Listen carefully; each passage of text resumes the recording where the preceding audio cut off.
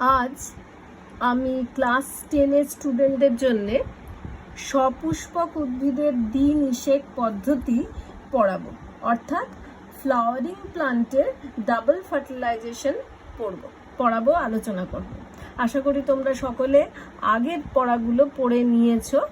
আজকে আমরা একটা নতুন জিনিস পড়ছি, সেটা পড়ার আগে আমাদের জেনে নিতে হবে এটা হচ্ছে একটা উদ্ভিদের জনন অঙ্গ কি। উদ্ভিদের রিপ্রোডাক্টিভ অর্গান হচ্ছে ফ্লাওয়ার বা ফুল, সেটা আমি আগের দিন বলেছি। এখানে দেখো এই ফুলের এটা হচ্ছে চতুর্থ স্তবক, অর্থাৎ গর্ভকেশর। এই গর্ভকেশরের এটা হচ্ছে ডিম্বাশয়, ঠিক আছে। এটা হচ্ছে তোমার গর্ভদণ্ড, এটা হচ্ছে গর্ভমুণ্ড। আচ্ছা, এটা হচ্ছে স্টিগমা, স্টাইল, আর হচ্ছে ওভারি।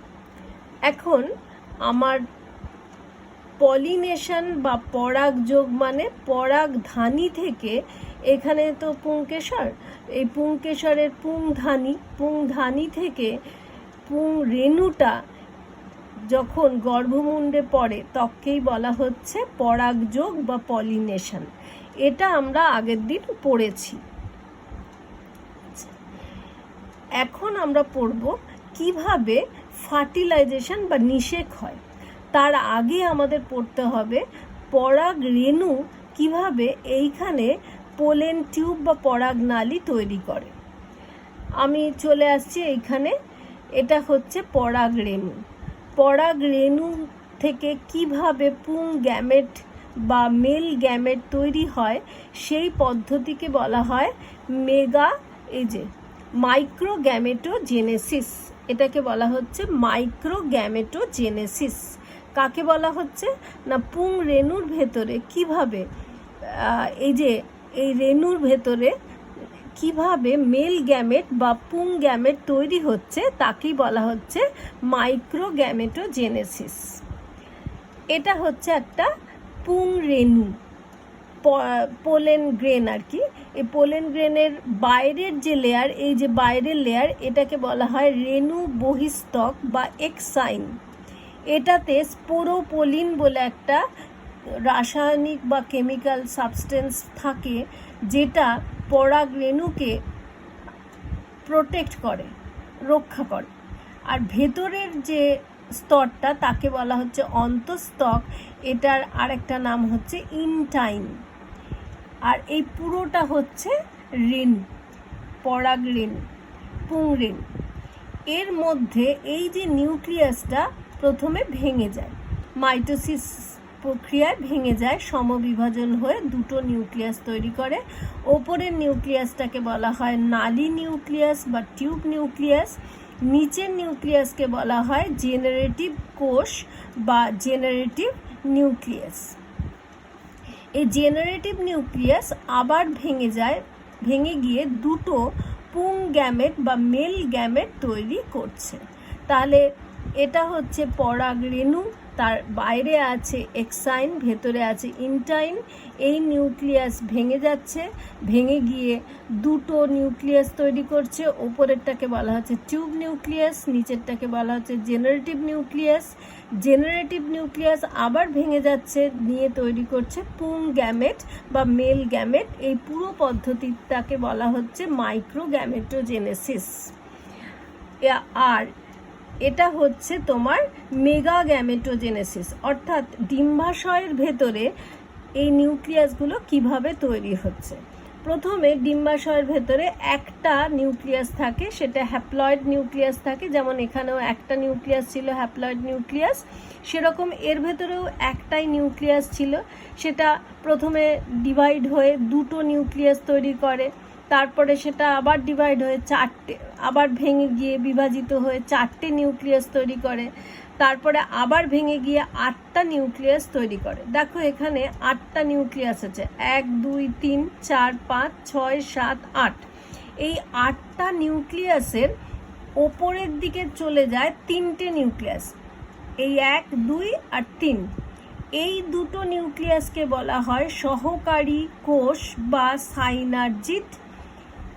নিচের নিউক্লিয়াসকে বলা হচ্ছে ডিম্বাণু বা এগ। এই দুটোকে একসঙ্গে বলা হচ্ছে এগ অ্যাপারেটাস। মধ্যিখানের এই দুটো নিউক্লিয়াসকে একসঙ্গে বলা হচ্ছে নির্ণিত নিউক্লিয়াস, অর্থাৎ ডিম্বাণুটা কিন্তু এন সংখ্যক মানে হ্যাপ্লয়েড নিউক্লিয়াস, কিন্তু এই নির্ণিত নিউক্লিয়াসটা হচ্ছে 2n নিউক্লিয়াস, অর্থাৎ ডিপ্লয়েড নিউক্লিয়াস।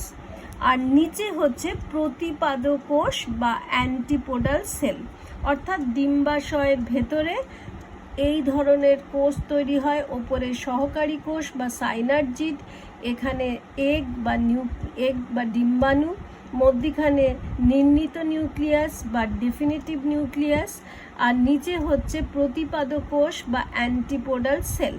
এই পুরো জিনিসটা যে তৈরি হচ্ছে যে প্রক্রিয়ায়, তাকে বলা হচ্ছে গ্যামেটোজেনেসিস। এখন এই যে পরাগযোগ হয়েছে, পরাগরেণু এখানে এসে পড়েছে। পরাগরেণু যেই এখানে এসে পড়লো, এই গর্ভাশয়ের ওপরে যে গর্ভমুণ্ড আছে, গর্ভমুণ্ডর মধ্যে যে রাসায়নিক পদার্থ থাকে, সেই রাসায়নিক পদার্থ এক্সাইন বা রেণু বহিস্তকের সঙ্গে ক্রিয়া করে এক্সাইনটাকে ছিঁড়ে দেয়। ছিঁড়ে দিলে ইনটাইন এর ভেতরে পরাগনালী তৈরি করে। এখন পরাগনালী যে তৈরি হচ্ছে, সেই পরাগনালী তৈরি করার জন্য এই নালী নিউক্লিয়াসটি হেল্প করে, অর্থাৎ টিউব নিউক্লিয়াসটি পোলেন টিউব তৈরি করতে সাহায্য করে। টিউব নিউক্লিয়াসের পোলেন টিউব তৈরি হওয়া শেষ হয়ে গেলে এই টিউব নিউক্লিয়াসটা নষ্ট হয়ে যায়, বিলুপ্ত হয়ে যায়। তাহলে পড়ে থাকে কি? Generative nucleus.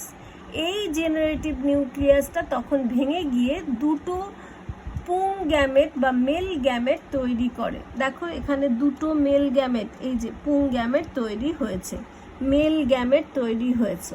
তার আগে ছিল নালী নিউক্লিয়াস, এই যে টিউব নিউক্লিয়াস বা নালিকা নিউক্লিয়াস। নালী তৈরি করার পরে এই টিউব নিউক্লিয়াসটা নষ্ট হয়ে গেছে। তাহলে এখন কি পড়ে রয়েছে? শুধু পুং গ্যামেটটা, অর্থাৎ এই দুটো পুং গ্যামেট বা মেল গ্যামেটটা রয়েছে।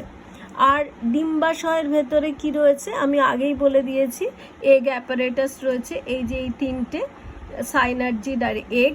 মধ্যেখানে রয়েছে নির্ণিত নিউক্লিয়াস, এইটা ডেফিনিটিভ নিউক্লিয়াস। নিচে প্রতিপাদ কোষ বা অ্যান্টিপোডাল সেল, এইখানে দেখো প্রতিপাদ কোষ বা অ্যান্টিপোডাল কোষ। এটা হচ্ছে নির্ণিত নিউক্লিয়াস, এটা হচ্ছে ওপরে হচ্ছে, এইটা হচ্ছে ডিম্বাণু, এই দুটো হচ্ছে সাইনার্জিড, যেগুলো আমি এখানে বুঝিয়ে দিয়েছি। এরপরে আমরা আসব এইখানে কি করে নিষেক বা ফার্টিলাইজেশন হয়।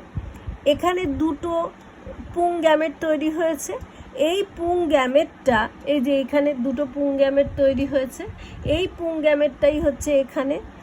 এই একটা গ্যামেট এই ডিম্বাণুটার সঙ্গে যুক্ত হয়। দেখো আমি আরেকবার এঁকেছি এখানে। এইখানে ডিম্বাণু ছিল, এই যে ডিম্বাণু, এই ডিম্বাণুর সঙ্গে এই পুং গ্যামেট যুক্ত হচ্ছে, ডিম্বাণুর সঙ্গে পুং গ্যামেট যুক্ত হচ্ছে। কোথায় যুক্ত হচ্ছে? এই জায়গাটায়।